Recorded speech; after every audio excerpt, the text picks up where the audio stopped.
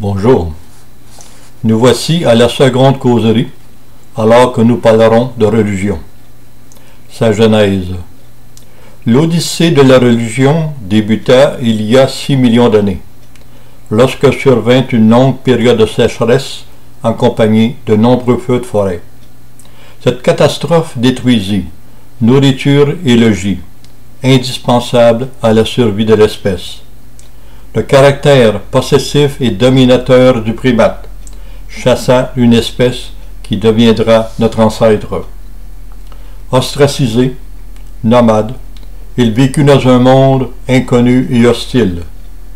Guidé par son intuition, assisté par son instinct, il vivait que pour manger, se protéger et procréer. Bientôt, il réalisa qu'il y avait des forts et des faibles, des bienveillants et des malveillants. C'est ainsi qu'il expérimenta la soumission, la subordination, la dépendance, auxquelles s'ajoutèrent les nécessités d'offrande.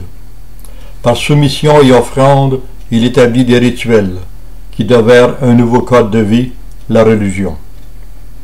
Qu'est-ce que la religion?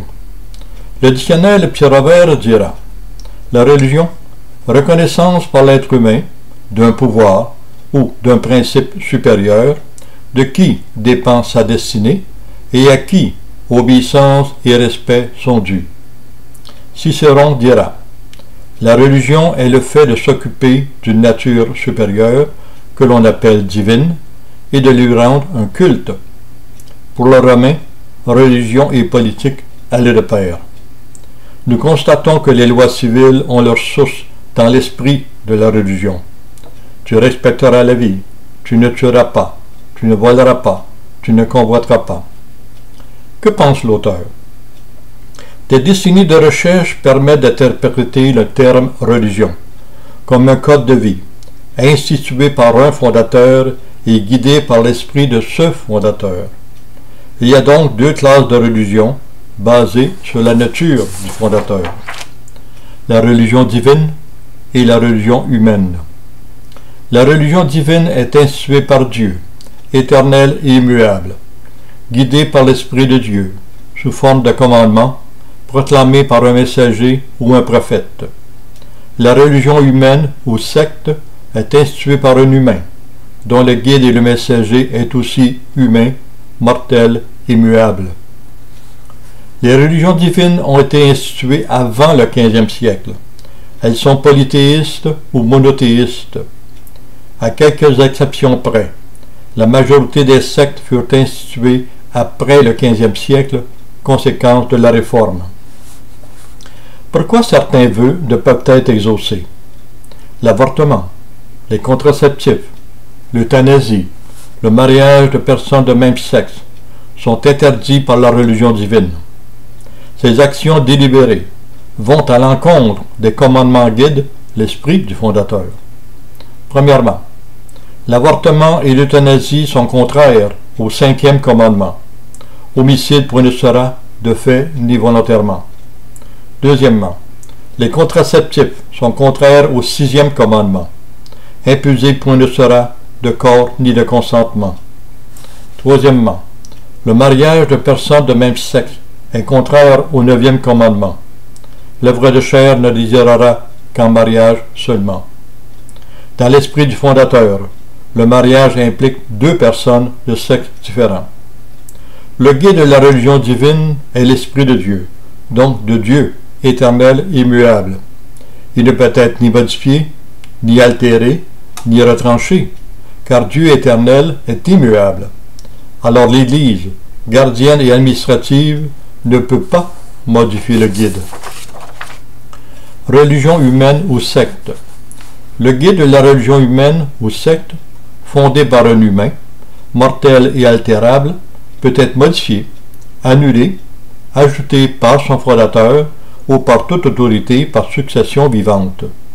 Ainsi, toute action concernant l'avortement, les contraceptifs, l'euthanasie, le mariage de personnes de même sexe peuvent être modifiés en tout temps grâce au pouvoir modifiable de la secte.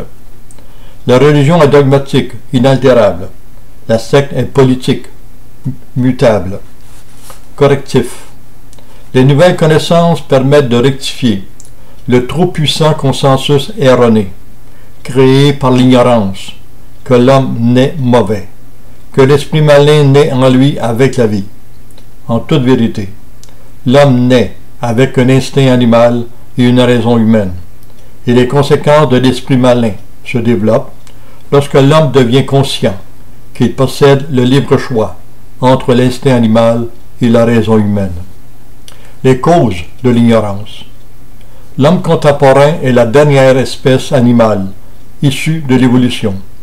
Il est de la famille des primates et de l'espèce du primain.